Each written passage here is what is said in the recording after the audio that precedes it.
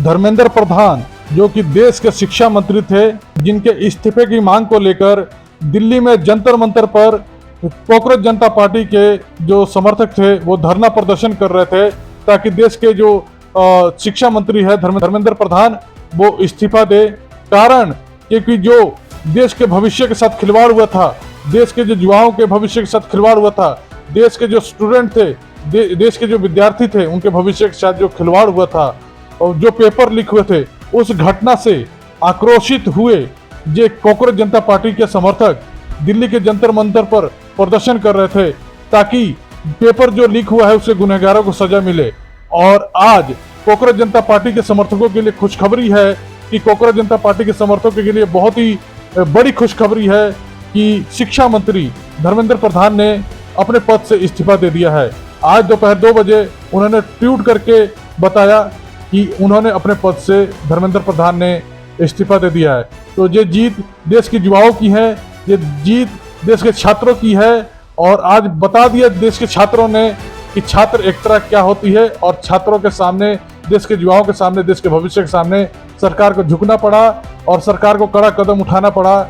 और आज जो जीत हुई है पूरे देश की हुई है, पूरे देश की युवाओं की हुई है, यानी कि आज धर्मेंद्र प्रधान ने अपने पद से इस्तीफा दे दिया है और कॉकरोच जनता पार्टी की जो समर्थक है उनमें आज खुशी की लहर देखने को मिल रही है क्योंकि उनकी जीत हुई है कॉकरोच जनता पार्टी के समर्थकों के लिए, क्योंकि उनकी मांगे हुई है पूरी। क्योंकि जो लोग कहते थे कि बीजेपी कुछ नहीं कहती है, तो वो लोग देख लें कि बीजेपी सुनती है अपने देश की बात। बीजेपी ने कर दिखाया है, युवाओं का मान सम्मान रखा है, यानी छात्रों का मान सम्मान को बरकरार रखा है, यानी कि उनके धरना प्रदर्शन जो था वो व्यर्थ नहीं गया है। इसके लिए बहुत सारे युवा हॉस्पिटल भी गए हैं, यानी कि इस धरना प्रदर्शन में प्रशासन द्वारा कड़ी कार्रवाई भी की गई थी, छात्रों के ऊपर कड़ी कार्रवाई भी की गई थी, लाठी चार्ज भी हुआ था, आंसू गैस के गोले भी छोड़े गए थे और घायलों को राम मनोहर लोहिया अस्पताल में भर्ती भी करवाया गया था। लेकिन आज दोपहर 2 बजे करीब एक ऐसा न्यूज आया, यानी कि शिक्षा मंत्री धर्मेंद्र प्रधान ने अपने ट्वीट पर लिखा कि आज वो इस्तीफा दे रहे हैं। तो इससे साबित होता है कि जो कॉकरोच जनता पार्टी के समर्थक थे उनके लिए ये बड़ी खुशी की बात है, बड़ी ब्रेकिंग न्यूज है। क्योंकि आज पिछले 1 महीने से कॉकरोच जनता पार्टी के समर्थकों की मांग थी कि देश के जो शिक्षा मंत्री है इस्तीफा लेने का कारण ये था कि जो भारत के युवाओं के भविष्य के साथ खिलवाड़ हुआ है, पेपर लीक हुआ है, उसके गुनहगार को सजा मिले। और इसी के सिलसिले में जो धरना प्रदर्शन चल रहा था कि यानी कि देश के युवाओं की मांग थी कि जो शिक्षा मंत्री हैं वो अपने पद से इस्तीफा दे और आज बीजेपी ने वो करके दिखा दिया है। कॉकरोच जनता पार्टी के सदस्यों की, समर्थकों की जीत हुई है। ये जीत सिर्फ स्टूडेंट्स की नहीं, पूरे देश की जीत है।